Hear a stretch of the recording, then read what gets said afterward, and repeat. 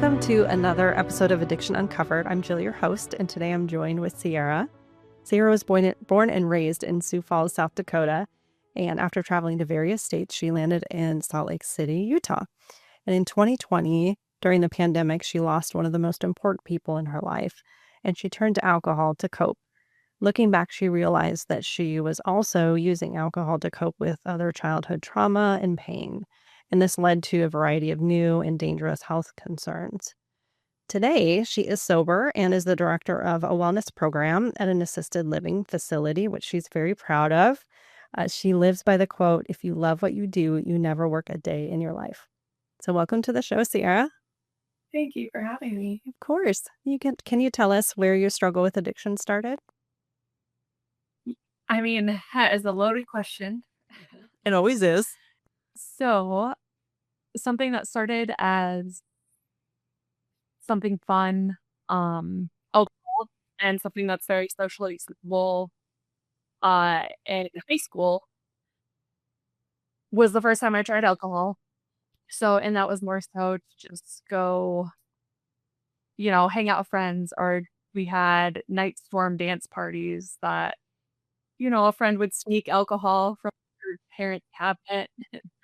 And then that turned into weed for the first time in high school. And after high school, there were other different party drops that were around, but those were never the things that caught my attention. Alcohol has always been my go-to. And growing up, I mean, my dad suffered from drinking alcohol as well. And so he is actually a huge inspiration of mine right now. He's coming up on 15 years sober. Wow, that's amazing. Yeah. So that's been great.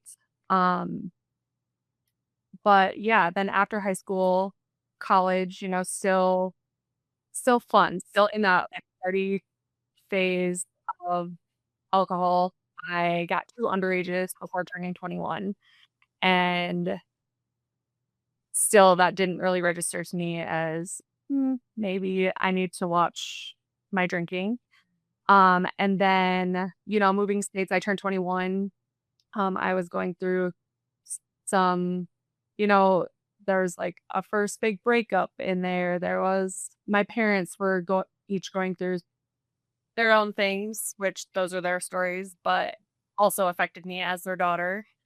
So I packed up my Honda Civic and I moved to Arizona, and that was a change. I was sick of winter, South Dakota, and so got there. Um, Loved Arizona, but I had a friend who moved to Colorado as well, and so I decided to try that out next. And then me and Alex were getting more serious, and he was in Salt Lake City, so then tried Salt Lake, and still drinking this whole time, and probably excessively to a lot of people. I mean, it was always, looking back now, that's always what I went to. That was my coping mechanism. That's what I knew. And then gradually, and I've always worked hospitality. So it's also like you get off work, you go have drinks. So that's pretty common as well. Yeah, just part of that culture. 20s. Mhm. Sorry, what was that? Oh, no, I just said it's part of that culture, right? Because you did mention that. Did you say 14 years you were in that field? Yeah, since I was 14. Since you were 14, yeah. 14, I started as a host in a sports bar. So I saw it. I saw it everywhere, and so yeah, it was just like I said, a very social thing for me. I would drink whenever we would go out, but there was also an off switch still. Like, there were periods of time where I would take breaks. Even right before my 21st birthday, I took a solid, like, 2-week break, I think. I was like, "Okay, I need to, take 2 weeks off and then turn 21." And looking back at it, it all sounds silly almost, but at least there was an off switch. Mm-hmm. And then gradually I getting to the point where the off switch wasn't necessarily there anymore. Um, and it wasn't necessarily that I was drinking more, like getting drunk more, but I was drinking more consistently. So my biggest thing was I hate blacking out. I hate getting to that point. I would get drunk, probably things getting hazy, but when I would black out, that always the worst. But then I also built a very high tolerance, so I could drink quite a bit before blacking out. Which is also scary because it's doing a lot to your body. That's right. And then, so fast forward, I've been in Utah. Um, we are, yeah. So 2020 hits. We'll jump to that. And I mean, the whole world shut down, let alone losing my favorite person in the entire world. So I'll probably get emotional talking about this. Um, but so not having work, which is something that I have also used to cope with situations. I like to stay busy. So working at a restaurant during that time that closed, I still part-time at, which I'll get into that later. There on Friday nights. Yeah, we closed for almost 6 months, and that started in end of March, and then I lost my grandma in May. And so that whole summer, it was not having work. Alex was still working. He does rural construction, so they were still working. And then that led to me, like I would still do stuff around the house. I would still clean. I would still take our dog on a walk. But the time I started drinking started getting earlier and became almost an everyday thing eventually. Like I was drinking every day, at least not. And at that point, your body gets very dependent on that. And you don't realize it because it is such a gradual thing. Like I said, I wasn't getting blackout drunk. I wasn't, but I was drinking every day. And not just beer or wine. I was drinking vodka, which seems to be the devil for many people. But so then that's how I'm coping. That's how I'm trying to not feel all the childhood trauma that has now surfaced. Because my great grandma, I was with her every day growing up. My elementary school was right down the street from her house. And so she picked me up every day. I still remember looking out the window in her white Honda first parking lot at like 2 p.m. I didn't get out till 3. So I am very grateful that I got 27 years with my great grandma. Like I am forever grateful for that. But that didn't make losing her any less easy. So and I didn't realize, because obviously I knew the time was coming. She was aging, she was getting up there in age, but I didn't realize the childhood trauma that would surface when I lost her. She was my home in form and my go-to for everything. So losing her just, yeah, hence the alcohol. And so fast forward again, it's now Christmas and we are back in South Dakota for Christmas and I am sick, like so sick. And I have this super sharp pain that's making me vomit. Like I couldn't keep anything down. And so Christmas of 2020, um, in the middle of the night, I had an ER. They gave me, I don't remember exactly what they gave me, but basically a pain medicine to help, but, and then sent me home. But I didn't want to take the pain medicine because I knew what that would do to me on an empty stomach. And I knew subconsciously why I was sick. I had stopped drinking or tried to not drink. And so then I ended up back in the hospital and I had pancreatitis. So I was in the hospital for 3 days um, over Christmas. And then we extended our stay in South Dakota for probably about a week. And then made it back to Salt Lake. And I made it, I think, almost 30 days or just over 30 days without drinking. And then I was right back to it. And at this point is when I looked back and I was like, yeah, I was in it. Um, and so even me in the hospital, pancreatitis, that was the worst pain I have ever been in.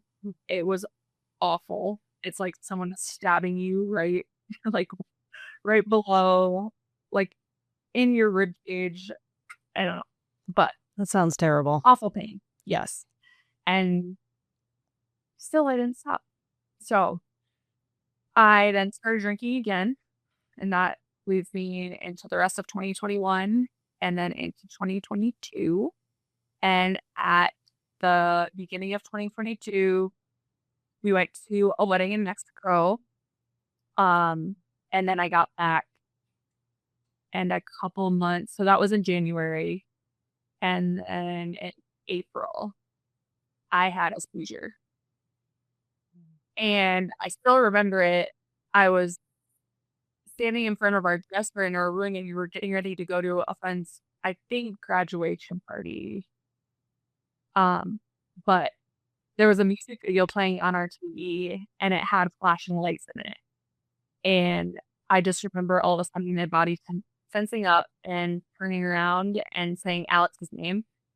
And then I don't remember anything after that. And I woke up. He was right above me. Paramedics were in our room. And they were like, you had a seizure. And I'm like, no, I didn't. That's all I remember saying is, no, I didn't. And they're like, you did. You did. And so that happened. I didn't go in the ambulance, but Alex, we live right by a hospital. So he took me to the ER. They did scans. And at this point, okay, I missed kind of a big chunk too. I had gone to the doctor earlier that year. And they had prescribed me sertraline because I was saying that I was getting anxiety. My anxiety was very much me coming down from alcohol. And so you can't mix alcohol and sertraline and that not take the sertraline consistently because that was the other thing I was not doing because you're not supposed to drink on it. So then when I knew I was drinking, then I wouldn't take it. And that is something that messes with your brain. It alters your brain chemistry. That's the point of the medication. And so not to take that consistently, looking back on that as well, shows where I was at in that point in my life. And so they then in the ER, so then we'll jump back to after my seizure, they were like, well, we're going to put you back on that because if you were on that, that's probably why something is causing that seizure, drinking on it and not taking it consistently. So that was in April.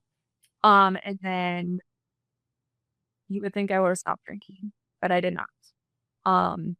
Continued to drink. And my mom and Alex's mom both came out, stayed with me. And then they left. And this was probably 3 weeks later. And the crazy thing is I truly was trying to stop drinking. Consciously, I knew I needed to. Um, or I guess subconsciously, I knew I needed to. But it just, when your body is that dependent on it, you don't like the shakes. I hate throwing up. So that, like, trying to just avoid being sick and just taking, that a couple of sips just to avoid that hangover or being sick, Mhm. literally. And working at a restaurant, I had to carry plates, I can't shake and carry plates.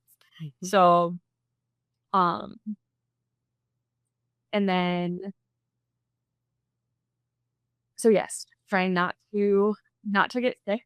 And then I so yes, I was slowing down, but then, yeah, then the withdrawal part Mhm. starts to kick in. Well, and I think a lot of people get get to that point of they do have that idea, "I wanna stop," but they continue to use to deal with the withdrawal symptoms, right? Because Mhm. they're really uncomfortable. You can't function in the way, you need to. So I could see why a lot of people would continue to go back to using to avoid that. Yes, and I didn't learn this until later, but alcohol and benzos are the 2 things that will actually kill you from withdrawal. Everything else, you're gonna feel like you're dying, for sure, but alcohol and benzos are the 2 things that will physically shut down your body. Mhm. Um, so that was scary. I was also trying to play at home. So in so then in May, we are coming up on my grandmother's 2 years of her being gone. And I hit that weekend, and all of a sudden, it was a Friday night, Alex went camping, and I had to work, and I fell asleep.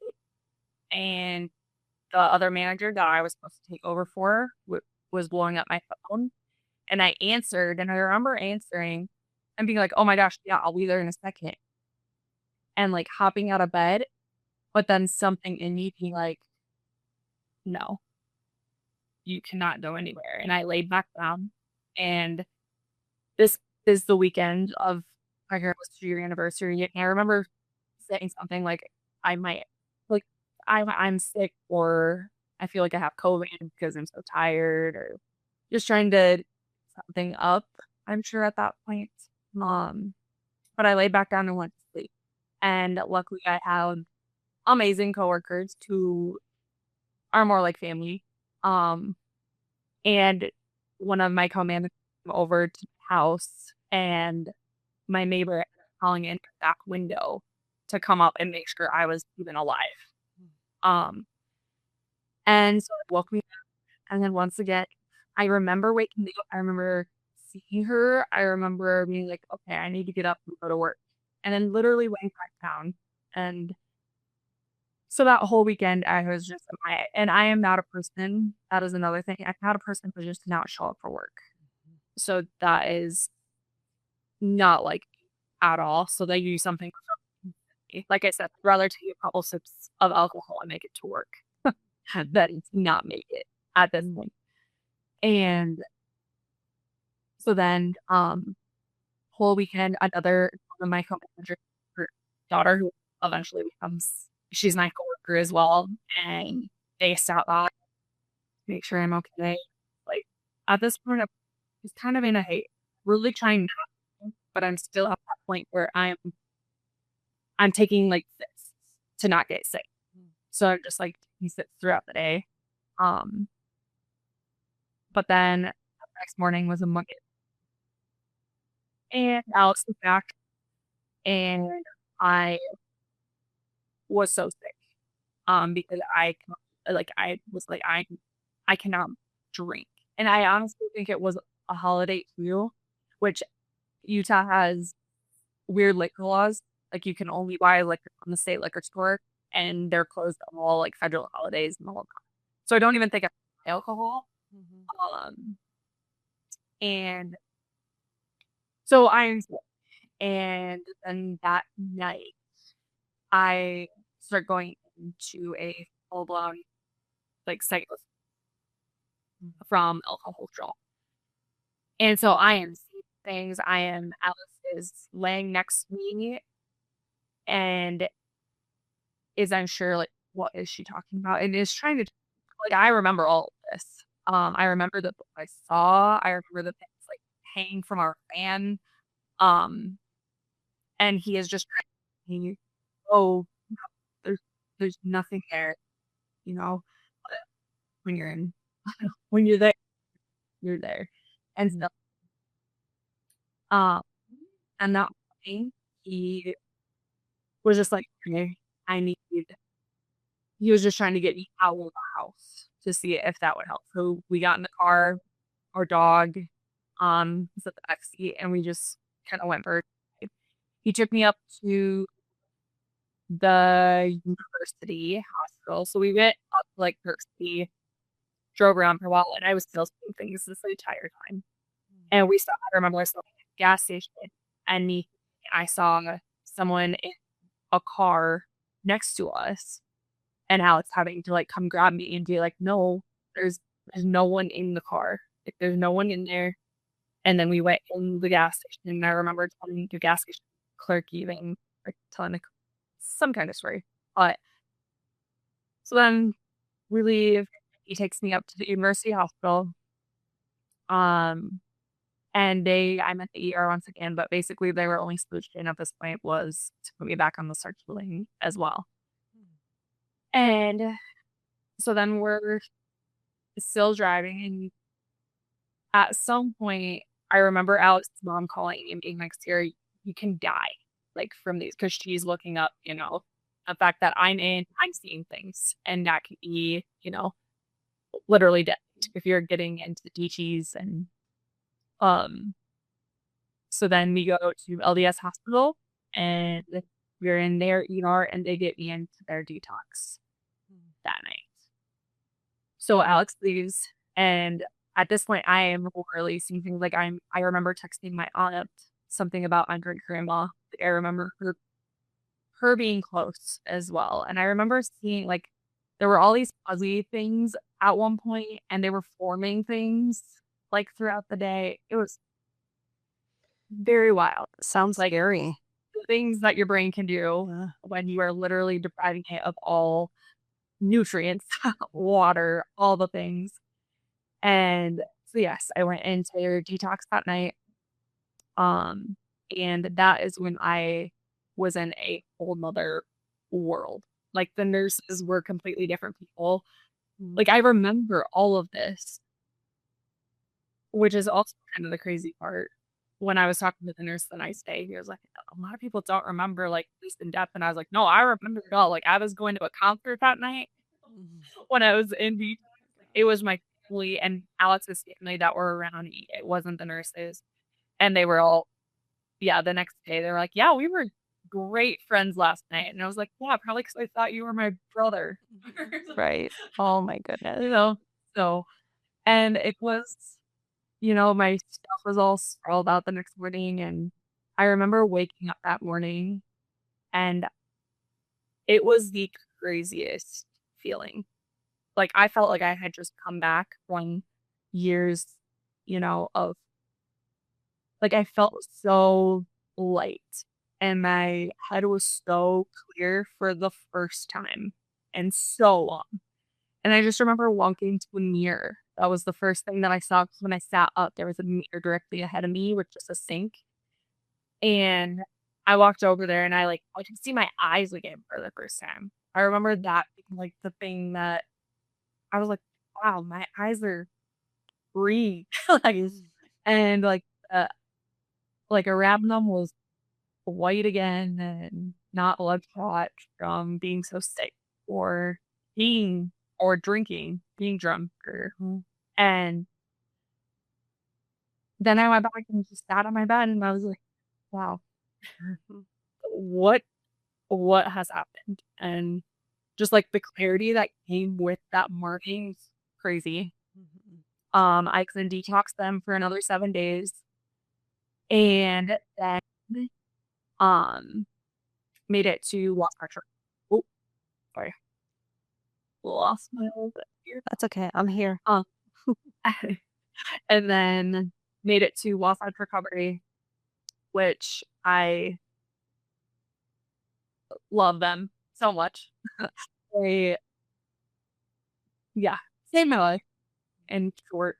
And along with all the other people, Alex, both of our families. But I did a 60-day residential treatment program. So I stayed in the house for 60 days and truly worked that program. It was like if I was gonna be there, I was gonna do the work. I was gonna work it myself. I was gonna figure out, why all the childhood trauma surfaced. And of course, like my great grandma, like I said, was my home and human. She was my constant. She was the one there for everything. Anytime I needed something, call away. And yeah, so 60 days in residential, and then I continued with their program for over a year, and they still offer free yoga classes on Tuesday nights, and I've become very close, big friends with the instructor Sage, and she is such a beautiful human. So if you're, yeah, ever in need of a yoga class in Salt Lake, We'll know where to go. use it. Yeah. Oh my gosh. I love all of that.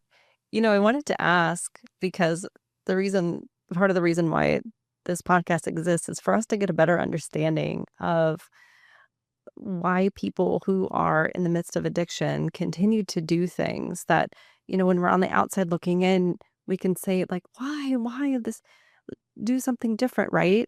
And so can you talk to us a little bit about when you were in the midst of all the medical things that were going on with you, how do you how do you help us to understand the difficulty of changing? Alcohol was still my solution. I hadn't done any work to figure out why that was my only coping mechanism. So that was still my go-to. No matter if that was the thing making me sick, that was also my solution. That was my cure to the sickness as well, which is the crazy cycle of addiction. Mm-hmm. It's yeah. And so when you're in it, you know, but you also don't because like I said, I didn't want to be sick. I hate throwing up. Mm-hmm. So yeah, it is the thing that cured the sickness, but also caused it. And it's Yeah. so crazy. Like you said, it was the solution, right? Yeah. Yeah, that makes a lot of sense. And So, growing up, like that's what I saw. Like that was my dad's coping mechanism as well. My great grandma, who I was so close with, my great grandpa also passed away at the age of 45. So she was, you know, she got remarried once, but it was also always just me and her. And so addiction has ran in my family for sure. Um, uncles, cousins, aunts. yeah, so you're exposed But to it too. yes, and so that was also what I saw growing up. Like that was I remember the whiskey bottle that my dad used to grab. So, yep, I've seen it be the solution for so many things. Mm-hmm. Yeah. And so, I mean, I appreciate you sharing all of this. And I think people understanding that despite how bad things can get from a medical standpoint, it doesn't mean that that is the breaking point for people that we can just make those changes, right? Because as you said, for some people who are really having those withdrawal symptoms, it can be very dangerous to do that on your own. So I appreciate you being really honest about that and vulnerable about it. I think that's a piece of it that we really need to hear. And so then my last question to you is someone out there is in the midst of this right now. Someone is taking the sips throughout the day to manage their withdrawal symptoms, but they know they probably need to do something different. What do you want to tell those people? Oh, so many things. Um, but the main thing is if you are in it, you probably feel like you are in the loneliest part of your life. And I see you and I feel you. And it is terrifying. But there's so much help. There's so many people out there that care. And you just gotta find your people. And like I said, there's so many now that I am on that side of it, like you look back and there are so many people that want to help. And it's that initial step of reaching out. And the first step is the hardest because it's removing that substance. And you feel so attached to it because it has been your saving grace for this long, you know. Yeah. But I promise you it is so worth it. I'm not gonna say it's easy. But I get so much more worth it every day. And your perspective, your mindset on the other side of it is everything. Gratitude, finding one thing that you're grateful for in a day. Mine started with literally just watching the sunrise at Wasatch. Like I would go out to this little balcony and would just write. I would just journal out there. And that was my first thing that I was just grateful for. And then once that mindset, like your neural pathways, they change in addiction. And it is our job to change them back. And they only stay the same if you allow them to stay the same. And we can change those. In Wasatch. Yeah, we can change those. We can change those neural pathways in recovery too. Yep, absolutely. Removing the substance is literally just the first step. And then after that, it's building, like just building a life that you truly want. And it's a beautiful thing once you get there. And Todd at Wasatch, I will always remember, he had this little picture on his wall and it says mindset. And it's a shark fin on the top of the water, but a goldfish underneath. And it's just this little goldfish that, he thinks he's this big bad shark. And that's all that matters. Yeah. So, but yes, mindset, perspective, how you look at a situation is also everything. So if you are in the thick of it, I see you once again. And reaching out is definitely the hardest part. But also I missed my opportunity to ask for help and I got into a very, very scary situation. So, just trying not to get there. There are so many people that are there. Yes. Oh my goodness. Thank you so much, Cierra, for being here and for sharing your story with us and giving us the inspiration, especially those that are really in the midst of all of that physical and emotional pain. I think there's a lot of things in here that will really bring them hope. So thank you so much. And thank you for all the things you're doing to give back to your recovery center too. So yes. And if you're in the Salt Lake area, Wasatch Recovery is amazing. Lots of resources there. And they, like I said, if we do the work, one of my favorite quotes is, I have it sitting somewhere even. I have Post-it notes everywhere too. Affirmations, that's another thing that I forgot to say. yes. The way you talk to yourself does matter. Your brain believes it. So, but the magic you are looking for is in the work you are avoiding. And that is something I keep very close with me, because if I wouldn't have done the work, alcohol would still be my solution. Oh, thank you so much, Cierra. I really appreciate it. It's so good talking to you today. Of course. Thank you.